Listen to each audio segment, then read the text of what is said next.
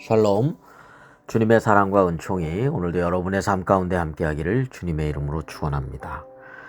네, 이제까지 창세기에서 말씀을 함께 나눴습니다. 이제 아브라함이 믿음의 조상 아브라함이 이제 하나님의 부르심을 받은 이야기까지, 그리고 약속의 아들 이삭에게로 하나님의 그 축복이 이어져 가고 있는 내용까지 함께 말씀을 나눴죠.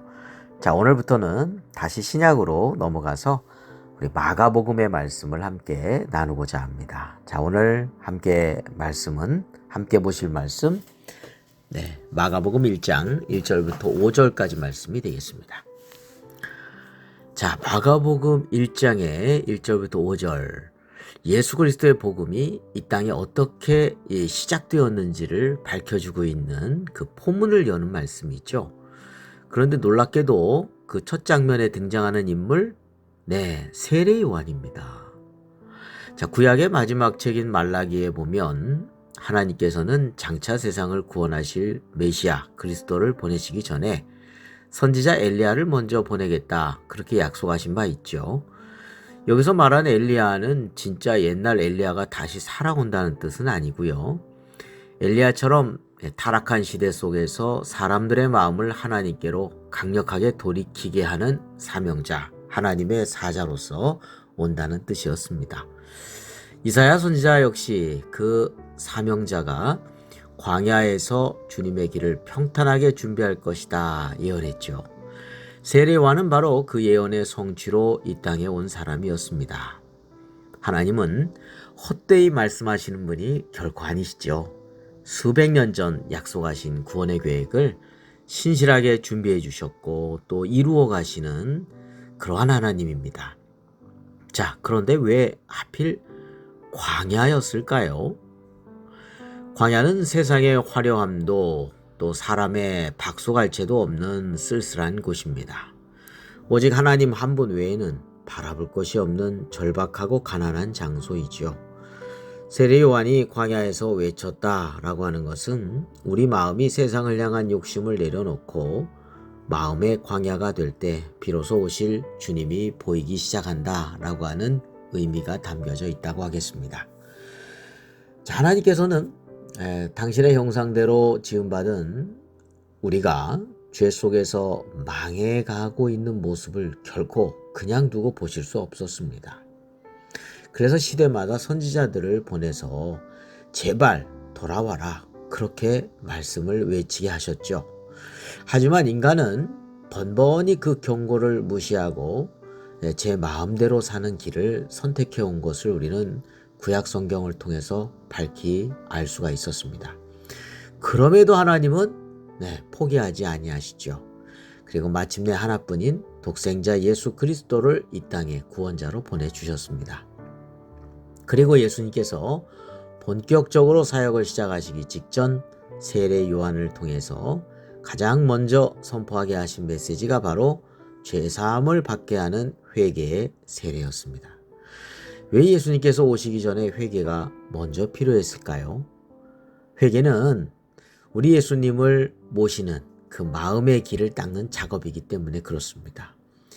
요한의 회개의 선포는 딱딱하게 굳은 성도들의 마음밭을 갈아엎는 경작과도 같다고 하겠습니다. 그래서 거친 밭을 기경해야 오신 예수님께서 십자가로 완성하신 구원의 씨앗과 은혜의 단비가 심겨질 수 있기 때문이죠. 그래서 회개가 없이는 죄사함의 은혜도 결코 누릴 수 없을 것입니다. 자, 그렇다면 우리가 해야 될 참된 회개, 그 참된 회개는 무엇일까요? 회개는 단순히 잘못했다고 눈물 흘리며 뉘우치는 감정의 상태에 머무는 것이 아닙니다.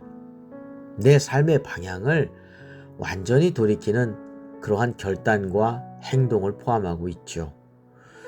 예를 한번 들어볼까요? 우리가 자동차를 운전할 때 길을 잘못 들면 요즘 내비게이션에서 어떤 알람이 나오죠? 경로를 벗어났습니다. 경로를 재탐색합니다. 이런 경고음이 나오죠. 이때 운전자가 할 일은 무엇이죠? 내가 길을 잘못 들었구나 하고 차 안에서 한탄만 하고 계속 잘못된 방향으로 달리는 것이 아니죠.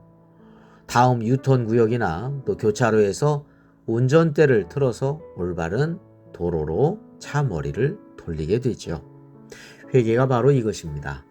하나님을 등지고 내 욕심, 정욕, 세상의 자랑 따라서 멸망으로 달려가던 발걸음을 멈추는 것이죠. 그리고 다시 하나님께로, 그리고 말씀과 그 생명의 길로 인생의 운전대를 유턴시키는 것과 같다고 하겠습니다. 이 회개는 거창한 곳에만 있지 않습니다. 우리가 오늘 하루를 살아가면서 내 마음속에 스멀스멀 올라오는 미움, 남을 판단하는 교만, 하나님보다 앞서는 염려와 불신앙의 태도에서 생각을 돌이키는 것이 바로 실천적인 회개라고 하겠습니다. 우리가 정직하게 돌이켜 주님께 나올 때 하나님께서 어김없이 우리를 긍휼히 여겨주시고 용서해 주실 것입니다. 사랑하는 성도 여러분, 주님의 부어주시는 그 은혜와 막힌 그런 것을 뚫는 기적의 문을 여는 열쇠, 그것은 바로 회개라고 하겠습니다. 오늘 하루 우리의 마음에 여전히 내려놓지 못한 죄나 하나님과 멀어진 삶의 모습이 있다면 감추지 말고 하나님 앞에 정직한 모습으로 그대로 고백해야 되겠습니다. 나의 고집, 욕심의 운전대를 내려놓고 하나님 편으로 돌아서야 되겠죠. 우리가 돌이켜 회개할 때 막혀있던 은혜의 물줄기가 활짝 열리고 주님의 거룩한 평안함이 삶에 흘러 들어오게 될 것입니다. 늘 주님과 친밀하게 동행하고 또 회개 열매를 맺는 복된 하루가 되시기를 주님의 이름으로 축원합니다.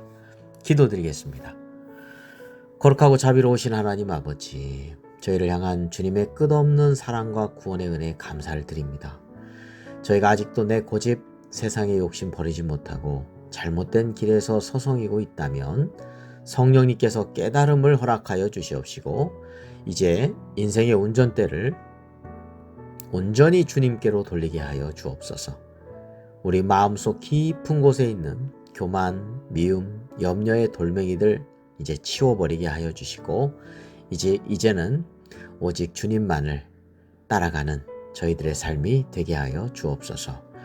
우리 구주 예수 그리스도의 이름으로 기도드립니다. 아멘.